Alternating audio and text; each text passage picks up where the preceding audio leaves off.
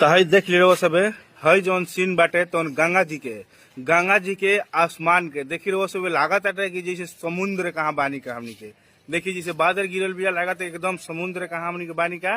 देखी गंगा जी आ ऊपर के हई दृश्य देखी बादर के गजब के दृश्य लागत आटे देख ली रहो सबे बुझाते कि जौन बादर भी है तो गंगा जी में समा गई देख ली रहो सबे ये कैसन दृश्य गजब के दृश्य लागता बुझाता कि सेम ऐसा लागत है कि हमनी के एकदम समुद्र कहाँ बानी के। देखिए गंगा जी के पानी और बादल के देखिए मिलन देखिए कितना सुंदर दृश्य लागत है। लेकिन गंगा मैया बाड़ी जो दृश्य के एकदम खत्म करे वाली बाड़ी एजा से सब लोग के विदाई करे वाली बाड़ी। देख ली इनका तनिको इनका मुंह देख ली।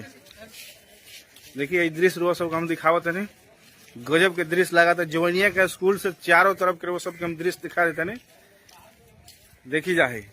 देखिए जो गांव बाटे जो ये स्कूल बाटे चारों तरफ से पानी से घिरा गई बाटे। देखी रहो सब एकदम घिर गई बा पानी से चारों तरफ एकदम जलमग्न हो गई बाटे। देख ली रहो सब देखी रहो सब के हम दिखावत नहीं अभी जवनिया स्कूल के ऊपर से देख ली रहो सब।